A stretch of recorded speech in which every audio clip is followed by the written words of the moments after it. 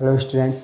तो पिछली वीडियो में हमने क्या किया था, 11वीं क्लास की जो ट्रिग्नोमेट्री स्टार्ट की थी उसमें हमने एंगल के बारे में देखा था कि एंगल को रेडियंस में या फिर डिग्रीज में कैसे मेजर किया जाए या फिर उसको किस तरह से कन्वर्ट करें। अब उसके अलावा हमने दो एक क्वेश्चंस भी किए थे एक्सरसाइज नंबर 3.1 के। तो उसके आगे से स्टार्ट करते हैं, उसी एक्सरसाइज के आगे के क्वेश्चन से स्टार्ट करते हैं। पहले क्वेश्चंस करेंगे, उसके बाद जो नेक्स्ट एक्सरसाइजेज हैं उनका या फिर उनके जो आइडेंटिटीज हैं उन सब के बारे में पढ़ते हैं। तो फिर स्टार्ट करते हैं। जैसा कि आपके सामने ये क्वेश्चन लिखा ही हुआ है, a wheel makes 360 revolutions in 1 minute, through how many radians does it turn in 1 second. कि आपके पास एक व्हील है, मतलब पहिया है, वो क्या कर रहा है, रिवॉल्व कर रहा है, वो घूम रहा है। तो उसको रिवॉल्व कर रहा है तो 360 रिवॉल्यूशंस हो रहे हैं उसके 1 मिनट के अंदर। तो 1 सेकेंड में वो कितने रेडियंस का एंगल फॉर्म करेगा। वैसे 1 सेकेंड में वो रिवॉल्व करेगा, लेकिन कितने रेडियंस का, आपको डिग्रीज में आंसर नहीं देना है, इसका आंसर देना है रेडियंस में। तो नॉर्मली देखें तो हमारे पास एक पहिया है, तो एक व्हील है, तो व्हील कितने डिग्री का एंगल फॉर्म करता है, 360 डिग्री का एंगल फॉर्म करता है एक रोटेशन में या एक रिवॉल्यूशन में। तो उसी के बेस पे हम क्वेश्चन को स्टार्ट करते हैं। नॉर्मल सिंस द सॉल्यूशन लिख दो इसका। Number of revolutions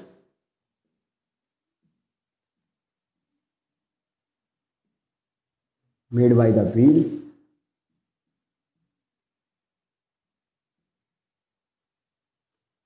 number of revolutions made by the wheel in 1 minute। ये आपको गिवन है, वो कितना है 360। कि 360 रिवॉल्यूशंस 1 मिनट के अंदर हो रहे हैं। इसके बाद अगर 1 मिनट का रिवॉल्यूशन हमें पता है तो सेकंड्स के कैसे निकालेंगे। देखो हमें रेडियन निकालना है, वो भी 1 सेकंड में। तो मैं क्या करूँगा, पहले जो 1 मिनट के अंदर जो रिवॉल्यूशंस हो रहे हैं उनको कन्वर्ट करूंगा कि 1 सेकंड में कितने रिवॉल्यूशंस होंगे। तो 1 मिनट में रिवॉल्यूशंस कितने हैं, 360 हैं। तो 1 सेकंड में कितने होंगे, क्योंकि 1 मिनट में 60 सेकंड्स होते हैं, तो मैं किससे डिवाइड कर दूंगा, 60 से डिवाइड कर दूंगा। तो मेरे 1 सेकंड में क्या आ जाएंगे, रिवॉल्यूशंस आ जाएंगे। तो number of revolutions made by the wheel same to same as it is आएगा इन 1 सेकेंड। मतलब ये सब ऐसे की ऐसी number of revolutions made by the wheel in 1 second. तो 1 सेकेंड में कितने रिवॉल्यूशंस होंगे, तो 1 सेकेंड में हो जाएंगे 360 डिवाइडेड बाई 60। कट करेंगे तो 6 टाइम्स। इट मीन्स कि जो हमारे पास जो व्हील है वो टोटल 6 टाइम्स रिवॉल्व कर जाएगा 1 सेकेंड के अंदर। अब 1 सेकेंड के अंदर 6 बार वो रिवॉल्व कर रहा है, तो कितने डिग्री का एंगल फॉर्म होगा। तो हमारे पास जैसे कोई सर्किल होता है,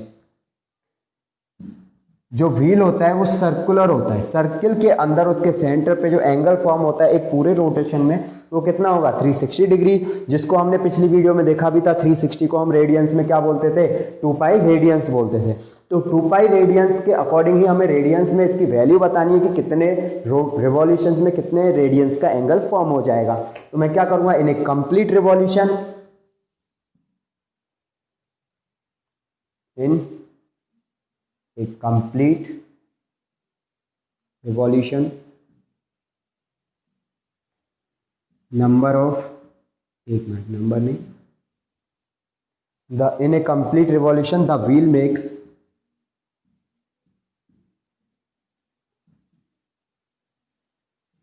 the wheel turns an angle of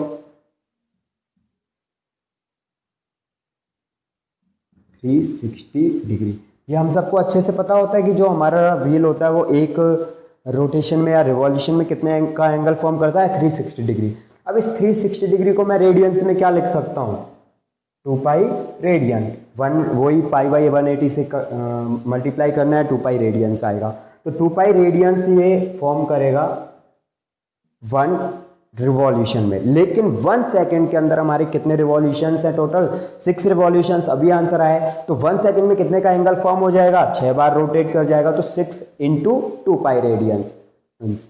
Hence in 6 complete revolutions, in 6 complete revolutions,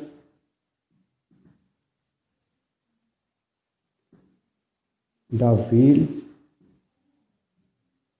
turns an angle of 2 pi into 6 radiance. अब देखो 2 पाई रेडियंस 1 में कर रहा है तो 6 में कितना करेगा, 2 पाई इंटू 6, तो 2 पाई इंटू 6 कितना होता है 12 पाई रेडियंस। इसका मतलब जो हमारा आंसर है वो कितना आ जाएगा 12 पाई रेडियंस। मतलब जो व्हील है वो टोटल 1 सेकंड में 12 पाई रेडियंस का एंगल टर्न कर लेगा। अब इसके बाद नेक्स्ट क्वेश्चन करते हैं। तो इस क्वेश्चन में भी अगर कोई प्रॉब्लम है तो आप जरूर कमेंट करके बताना, और आगे भी मतलब अगर आपको ये वर्ड्स छोटे दिख रहे हो या फिर पिछली वीडियो में क्या है कि एक साइड में थोड़ा ब्राइटनेस ज़्यादा हो गया था, तो जो भी मतलब नॉर्मल कोई प्रॉब्लम हो देखने से रिलेटेड वो आप मुझको कमेंट में बता दीजिएगा।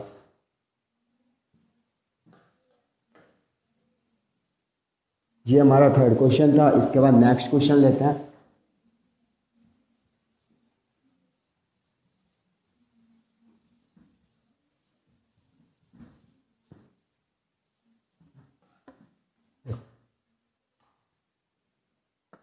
अब एक क्वेश्चन है हमारा, find the degree measure of the angle subtended, मतलब जो सर्कल होता है उससे रिलेटेड क्वेश्चन मैं लिख ही देता हूं।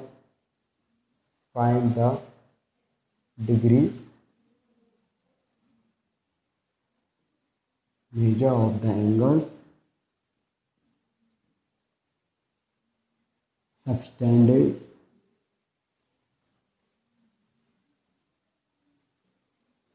at the center of radius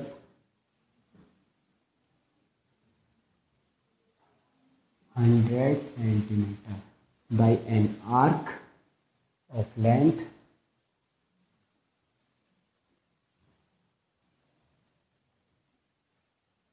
22 centimetre. मतलब हमारे पास जो एक लेंथ ऑफ आर्क है वो कितनी गिवन है 22 सेंटीमीटर्स गिवन है। तो आपको बताएं find the degree measure of the angle, मतलब जो एक सर्किल होता है, जैसे ये मैं फिर से इधर बनाता हूँ सही, ये मेरे पास कोई सर्किल है, इस सर्किल के सेंटर पे कोई भी आर्क की वजह से जो एंगल फॉर्म हो रहा है वो एंगल की वैल्यू बतानी है इन डिग्री मेजर में। इसके अलावा जो रेडियस है इसकी वो हमको 100 गिवन है एंड लेंथ ऑफ आर्क हमको 22 सेंटीमीटर्स गिवन है। तो लेंथ ऑफ आर्क को हम लिख सकते हैं L से 22 सेंटीमीटर्स। एंड जो एंगल है वो फाइंड करना है, इट मीन्स थीटा की वैल्यू फाइंड करनी है, हमको फाइंड आउट करनी है। एंड रेडियस इसका गिवन है, R ही लिख दो, रेडियस गिवन है हमको R 100 सेंटीमीटर्स। अब आप लोगों को पता ही होगा कि इस तरह से कुछ आर्क होगा, ये रेडियस हमारे पास 100, ये वाली रेडियस हमारे पास 100, और ये जो लेंथ ऑफ आर्क है वो कितनी हो गई 22। थोड़ा डायग्राम इतना वो नहीं है तो ये पास में आएंगे, ठीक है। तो 22 का तो लेंथ ऑफ आर्क है और 100 की हमारी रेडियस है। तो एंगल फाइंड करना है, थोड़ा पास में कर लेते हैं ऐसे क्योंकि बहुत ही छोटा होगा 22, और ये कुछ एंगल थीटा है। तो एंगल फाइंड करने के लिए हम क्या करेंगे, आपको एक तो 10th क्लास का फॉर्मूला था अगर डिग्री में फाइंड करना है डायरेक्टली, और एक अभी जो 11th में हमने देखा था कल भी जो पिछली वाली वीडियो में कि लेंथ ऑफ आर्क की वैल्यू थी r theta, length of arc l वो हमको गिवन है 22, r हमको गिवन है 100, बट यहाँ पे जो थीटा था वो किस में था रेडियंस में, बट जो पूछा गया है वो डिग्रीज में पूछा गया है। तो इससे फाइंड कर सकते हैं कि L की वैल्यू 22 पुट कर दी मैंने, R की वैल्यू कितनी है 100 सेंटीमीटर्स है, एंड थीटा इज थीटा, दोनों सेंटीमीटर्स में है तो कोई प्रॉब्लम भी नहीं होगी। थीटा की वैल्यू फाइंड करूंगा तो 22/100। अब यहाँ तो ये हो गया, लेकिन आगे अगर देखें तो डिग्री में फाइंड करना है, तो थीटा यहाँ पे जो आ रहा है वो रेडियंस में आ रहा है। अब इसको डिग्रीज में चेंज करेंगे तो 22/100 इंटू रेडियन को डिग्री में चेंज करने के लिए कितने से मल्टीप्लाई करते हैं 180/पाई, पाई की वैल्यू पुट कर देंगे 22/100 इंटू 180 डिवाइडेड बाई ये पाई है 22, और पाई का 7 ऊपर चला जाएगा, तो 22 to 22 cancel out, 0 to 0, and ये 5 टाइम्स और ये 9 टाइम्स मल्टीप्लाई कर लेंगे, 9 7 जा 63 डिवाइडेड बाई 5। अब देखो यहाँ पे डिग्रीज में है तो आपको पता ही होगा कि डिग्री में पूरा डिवाइड करके लिखते हैं, तो उसमें मिनट्स और सेकंड्स इस तरह से भी आ सकता है। तो 5 से 3 को डिवाइड करेंगे तो 60 तो कितना 12 टाइम्स पूरा पूरा डिवाइड हो जाएगा, 12 5 जा 60 एंड ये डिग्रीज। अब उसका जो रिमाइंडर है वो कितना रहेगा 3, तो 3 एक्स्ट्रा रहेगा बाई 5। अब 3/5 को मैं डिग्रीज की जगह सीधा किस में चेंज कर दूंगा, मिनट्स में, और मिनट्स में चेंज करने के लिए कितने से मल्टीप्लाई करते हैं 60 से मल्टीप्लाई करते हैं, इंटू 60, 5 से कैंसिल आउट हो गया 12 टाइम्स और 12 3 जा 36, it means 12 degrees and 36 minutes. यहीं पे ख़त्म हो गया। तो ये तो हमारा डिग्री के अंदर इसका आंसर आ गया। लेकिन इसमें जो फॉर्मूला यूज किया वो L = r थीटा। अब आप 10th क्लास वाले नॉर्मल सीधे इस फॉर्मूले से देखो तो 10th में ये था L = πr थीटा बाई 180। अब इसमें हम सीधा ये जो थीटा होता है वो किस में होता था, डिग्री मेजरमेंट्स में होता था। तो पाई की वैल्यू पुट कर दी 22/7, एल की value 22 and R is 100, theta find out करना है एंड 180 जो कैंसिल आउट हो रहा है उसको कर दो। थीटा की वैल्यू फाइंड करेंगे तो 22 7 मल्टीप्लाई हो जाएगा, 180 मल्टीप्लाई हो जाएगा, 22 डिवाइड हो जाएगा और 100 भी डिवाइड हो जाएगा। तो क्या आएगा 22 × 7 × 180 divided by 22 × 100। 0 to 0 cancel out हो जाएगी, 22 to 22 कैंसिल आउट हो जाएगा एंड इसको कट करोगे तो वही 5 टाइम्स और ये उससे 9 टाइम्स और same as it is answer आएगा 63/5। उसको भी आप लिख सकते हो 12 डिग्रीज एंड 36 मिनट्स। तो कैसे भी जैसे आपको अच्छा लगे कर सकते हो, क्योंकि नॉर्मल फर्स्ट एक्सरसाइज है। आगे ट्रिग्नोमेट्री अभी अच्छे से तो स्टार्ट होनी बाकी है, अभी तो नॉर्मल है, नॉर्मल क्वेश्चंस हैं जो 10th में पढ़ के आए हैं उसी से रिलेटेड चलेगा अभी तो। अब इसके बाद इसमें भी कोई डाउट तो होना नहीं चाहिए इतना ज़्यादा। नेक्स्ट क्वेश्चन करते हैं, इसके बाद नेक्स्ट क्वेश्चन करते हैं। अगले 3 क्वेश्चंस जो और एक्सरसाइज में बचे हुए हैं वो मैंने लिख दिए हैं यहाँ पे, तो इन क्वेश्चंस को आगे सॉल्व करते हैं। जैसे कि फर्स्ट है इनमें से, in a circle of diameter 40 centimetre the length of chord is 20 centimetre. मतलब आपके पास एक सर्किल है, यहीं पे सॉल्व कर लेते हैं। सॉल्यूशन नंबर 1 क्या होगा, एक सर्किल है उसका डायमीटर आपको गिवन, सॉरी थोड़ा गलत बन गया, सर्किल का जो डायमीटर है ये, इसका डायमीटर कितना गिवन है आपको, d = 40 सेंटीमीटर। अब डायमीटर 40 है तो रेडियस कितनी हो जाएगी 40/2 = 20 सेंटीमीटर, हाफ होती है।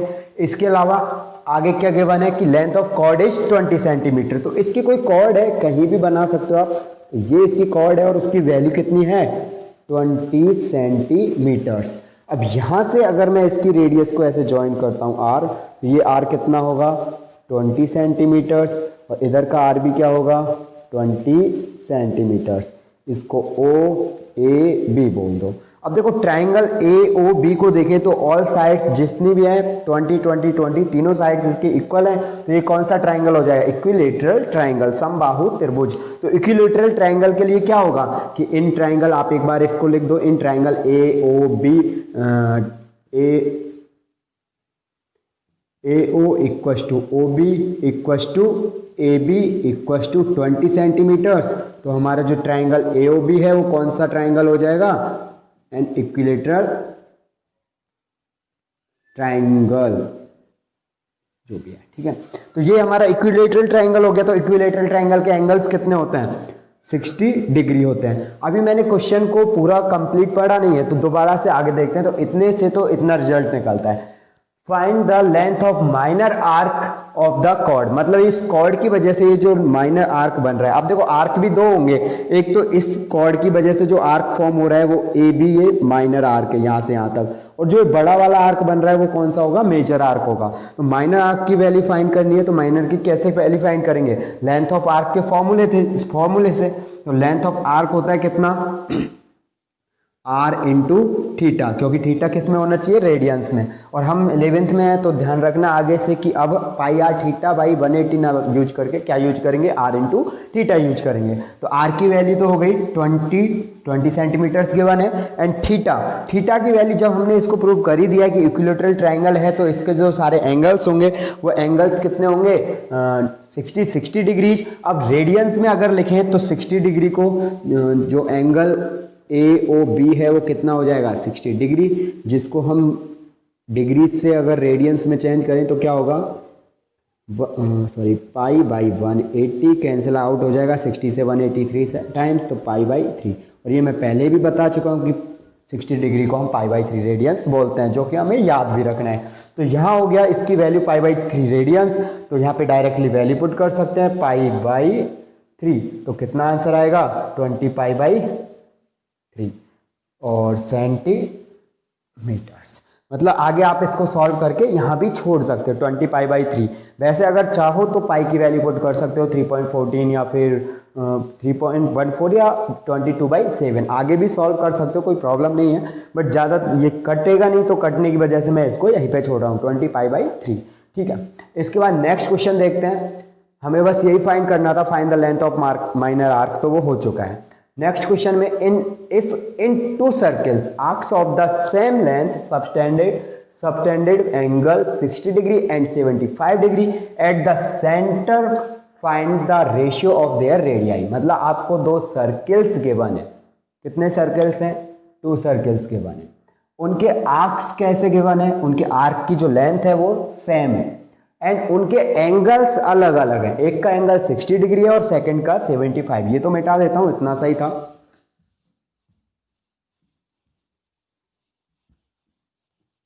Solution number second, question number second का, इफ द 2 सर्कल्स, तो 2 सर्कल हैं, एक ये और एक ये। फर्स्ट में तो थोड़ा छोटा भी हो सकता है, कोई फर्क नहीं पड़ता। देखो छोटे में ये है कि उसके एंगल पे डिपेंड करेगा। तो फर्स्ट में तो एंगल कितने का फॉर्म हो रहा है, 60 डिग्री का। लेंथ ऑफ आर्क की वजह से ए बी एंड दिस ओ। और यहाँ सेकंड वाले में जो एंगल फॉर्म हो रहा है वो अप्रोक्स थोड़ा कितना हो रहा है, 75 डिग्री का, थोड़ा सा इससे बड़ा है बस, ये 75 डिग्री का। इसको ए डैश बोल देते हैं, ओ डैश बोल देते हैं, बी डैश, क्योंकि सेकंड दूसरा सर्कल है।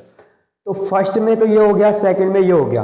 अब लेंथ ऑफ आर्क अगर ए बी फाइंड करूंगा तो length of arc of first circle कितना होगा, फर्स्ट सर्किल की जो आर्क होगी, या फिर इसको हम ए बी बोल सकते हैं इसके लेंथ ऑफ आर्क को, क्योंकि ए बी से डिनोट किया है। तो लेंथ ऑफ आर्क यहाँ पे क्या हो जाएगा हमारा, वही फॉर्मूला अप्लाई करेंगे, आर थीटा। अब यहाँ आर की वैल्यू कितनी है, तो आर की वैल्यू, रेडियस कुछ गिवन है क्या, तो कुछ भी गिवन नहीं है, बट हमें फाइंड करना है दोनों की रेडियस का रेशियो, मतलब उनकी रेडियाई का रेशियो क्या है वो बताना है। तो क्या करूंगा मैं, जो r है उसको क्या लिख दूंगा, r1, क्योंकि फर्स्ट सर्किल है, और सेकंड के लिए r2। इसकी रेडियस तो कितनी हो गई, r1, और इसकी r2, या r या r डैश, जो r डैश भी बोल सकते हो। तो r is r1 and theta angle is 60 degree. But यहाँ पे एंगल किस में होना चाहिए, रेडियंस में। तो या तो आप क्या करो, डायरेक्टली ही वैल्यू पुट करके यहाँ पे मल्टीप्लाई कर दो, या फिर पहले उसको सॉल्व कर लो। वैसे 60 डिग्री को हम π/3 बोल सकते हैं, तो डायरेक्ट मल्टीप्लाई कर लो आप, π/3 रेडियंस कितना हो गया, π/3 into r1। Same as it is इसको इक्वेशन नंबर 1 दे देंगे। आगे बोलेंगे length of arc of second circle. तो सेकंड सर्किल की लेंथ कितनी आएगी, length of arc of second circle कितनी आएगी वैल्यू, उसको हम ए डैश बी डैश भी बोल सकते हैं। वैल्यू होगी इसकी r थीटा, बट यहाँ पे जो r की वैल्यू है वो r2 होगी, और थीटा इज 75 डिग्री। तो ये तो हो गया कितना, r2 एंड थीटा। एंगल की वैल्यू फाइंड करें तो 75 डिग्री, और इसको रेडियन में हमने पहले किया भी नहीं था। तो 75 डिग्री को आप नॉर्मली रेडियन में चेंज करोगे तो अलग से सॉल्व कर लो। π/180 कैंसिल आउट कर सकते हो, 15 से कितना बार, 5 टाइम्स, एंड 15 से कैंसिल आउट हो जाएगा 12 टाइम्स, और तो कुछ आगे हो नहीं रहा, तो 5π/12। या फिर आप क्या करो, जो एंगल 75 है उसको डायरेक्टली ही यहाँ पे चेंज कर सकते हो, π/180। मतलब 75 है, उसको मैंने रेडियंस में चेंज करने के लिए π/180 से मल्टीप्लाई कर दिया। तो वैल्यू वही आनी है, कट होके कितनी, 5π/2 और इसको कट करेंगे तो 12 टाइम्स। तो ये हमारा आया 5π/12 r2। अब मैं पाई की वैल्यू पुट नहीं कर रहा हूं, क्यों, क्योंकि देखो अगर हमको इसका रेशियो फाइंड करना है रेडियाई का, तो रेशियो के लिए हमें डिवाइड करना पड़ेगा फर्स्ट को सेकंड से या सेकंड को फर्स्ट से। तो क्या करेंगे, जो पाई है वो पाई से कट हो जाएगा, तो कोई प्रॉब्लम नहीं आएगी। तो equation number 2, equation number 1 and 2 को क्या करेंगे, डिवाइड करेंगे। तो on dividing the equation number 1 by 2, तो फर्स्ट को अगर सेकंड से हम डिवाइड कर देते हैं, तो यहाँ जो इसके लेंथ ऑफ आर्क है वो ए बी है, और उधर उसकी जो आर्क है वो कितनी है, ए डैश बी डैश है। लेकिन आपको ये गिवन है क्वेश्चन में कि जो दोनों की आर्क की लेंथ है वो कैसी है, सेम है। तो या तो आप क्या करो, इन दोनों को डिवाइड कर दो। तो A B and A dash B dash को डिवाइड करेंगे तो आंसर कितना आना चाहिए, 1 आएगा, क्योंकि दोनों सेम है तो कट हो जाएगा, कोई प्रॉब्लम नहीं होगी। या फिर क्या करो, सेम गिवन है तो आप ऐसे भी समझ सकते हो कि इसकी जो वैल्यू है वो इसके इक्वल होगी, क्योंकि दोनों इक्वल है, वैल्यू सेम है दोनों की। तो ए बी जो है वो ए डैश बी डैश के इक्वल होगा। तो आई थिंक यही ज्यादा सही रहेगा इक्वेशन 1 2 को डिवाइड करने से, तो कि दोनों की वैल्यू सेम गिवन है, आपको जो लेंथ ऑफ आर्क है वो सेम है। तो क्या हो जाएगा, A B according to question क्या गिवन है आपको, ए बी किसके इक्वल है, ए डैश बी डैश, मतलब length of arc of first circle is equal to second circle. तो जो ए बी की वैल्यू है वो आई थी हमारी π/3r1 equal to A dash B dash is 5π/12r2। अब देखो r1/r2 हमको फाइंड करना है, दोनों का रेशियो आप कट कर सकते हो। r1/r2 मैं यहाँ पे थोड़ा अलग से कर देता हूँ इसे, r1/r2 ये डिवाइड हो जाएगा इक्वल टू 5π/12, 3 राइट में जाएगा तो मल्टीप्लाई हो जाएगा, तो पाई डिवाइड हो जाएगा। इतना तो कर ही सकते हो आप, कोई प्रॉब्लम नहीं होगी।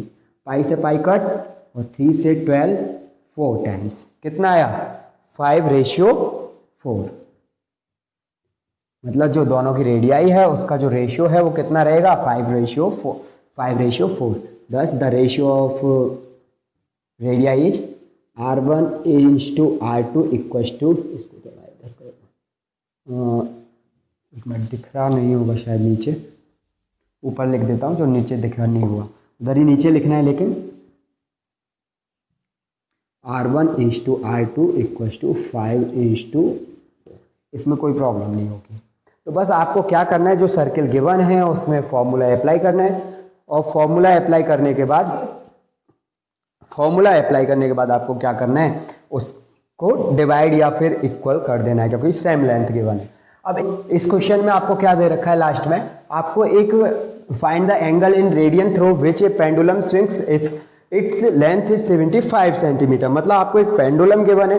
पेंडुलम आप जानते होंगे, जो घड़ी होती है उसके अंदर भी ऐसे डिंग डोंग ऐसे घूमता रहता है, ये जो सेंटर है इससे पेंडुलम यू, तो ये इस तरह से मूव करता रहता है, ये मूव करता रहेगा। अब ये जो है वो एंगल फॉर्म कर रहा है, टोटल कितना, सॉरी एंगल तो आपको नहीं गिवन, आपसे एंगल पूछा गया है, फाइंड द एंगल। तो ये जो इसकी लेंथ है वो लेंथ गिवन है इस पेंडुलम की, मतलब जिस थ्रेड से या रस्सी से बंधा हुआ है उसकी लेंथ है कितनी, 75 सेंटीमीटर। इसके बाद इसका ये एंगल आपको फाइंड करना है इन रेडियंस। तो हम रेडियन वाला ही फॉर्मूला अप्लाई करेंगे नॉर्मल जनरल। तो क्या होगा, जो 75 centimetre and the tip describes an arc of length, मतलब इसकी जो एक टिप है वो कितने डिस्टेंस कवर कर रही है, मतलब जो आर्क फॉर्म हो रहा है, ये आर्क कितना फॉर्म हो रहा है वो आपको गिवन है। फर्स्ट केस में 10 सेंटीमीटर, सेकंड में 15 एंड थर्ड में 21। मतलब आपको 3 केस में इसकी वैल्यू फाइंड करनी है। पहले मैं फर्स्ट में करता हूँ। फॉर्मूला हमारे पास वही है, length of arc L equal to R theta. तो L की वैल्यू जो होगी वो कितनी होगी, आर थीटा हो जाएगी। एंड L कितना है आपको गिवन है 10 सेंटीमीटर्स फर्स्ट केस में। आर रेडियस आपको पता चली गई, क्योंकि ये सर्किल का ही पार्ट है, तो जो लेंथ होगी इसकी पेंडुलम की वही क्या हो जाएगी, रेडियस हो जाएगी। तो रेडियस जो है उसको मैं क्या लिख दूंगा, 75 सेंटीमीटर्स। थीटा आपको फाइंड करना ही है, तो थीटा की वैल्यू कितनी होगी, 10 डिवाइडेड बाई 75। कट करेंगे 5 से 2 टाइम्स, 5 से 15 टाइम्स, 2/15 और रेडियंस, 2/15 रेडियंस से इसका क्या आ जाएगा, एंगल आ जाएगा। इसके अलावा सेकंड क्वेश्चन को भी करेंगे तो ज़्यादा कुछ प्रॉब्लम नहीं है, इसमें भी एज इट इज, बस L की वैल्यू इसमें क्या हो जाएगी 15। मैं फॉर्मूला नहीं लिख रहा हूँ वापस से, 15 equal to radius is 75 and into में थीटा एंगल। थीटा की वैल्यू होगी 15 डिवाइडेड बाई 75। कट करेंगे तो 15 1 जा 15 और 15 5 जा, सॉरी हाँ 15 5 जा 75। इसको लिख सकते हैं 1/5 रेडियंस, कोई प्रॉब्लम नहीं है। एंड थर्ड वाला आप नॉर्मली कर ही सकते हो, यहाँ पे 21 आ जाएगा और 21/75 होगा। चाहे डायरेक्ट आंसर लिख ही देता हूँ मैं, 21/75 होगा, उसको आप कट कर लेना, 3 से कट हो जाएगा, तो कोई प्रॉब्लम इसमें होनी नहीं चाहिए। थर्ड। इसके बाद कोई प्रॉब्लम ज़्यादा होगी नहीं, ये आपके क्वेश्चंस हैं, इसमें आपकी एक्सरसाइज 3.1 कंप्लीट हो जाती है और ज़्यादा कुछ इतना अजीब सा चीज़ नहीं है इसमें, क्योंकि ये नॉर्मल बेसिक है ट्रिग्नोमेट्री, इसमें एंगल से ही स्टार्ट है 11th क्लास में। हाँ, इसके बाद वाली जो चीज़ें हैं वो आपकी आइडेंटिटीज, फॉर्मूले, बहुत सारी चीज़ें, एंगल का वेरिएशन, किस तरह से साइन चेंज होगा, कॉस होगा, वो सब कुछ देखेंगे। तो नेक्स्ट वीडियो में वो सब आएगा और आप चैनल को प्लीज़ सब्सक्राइब कीजिएगा और वीडियो को शेयर भी कीजिएगा अपने दोस्तों के साथ, जिससे कि आगे उनको भी फ़ायदा मिले। मैथ्स में जो भी डाउट्स हो वो सारे आप कमेंट कीजिएगा, मैं कोशिश करूँगा कि उनको सॉल्व कर पाऊँ। Thank you.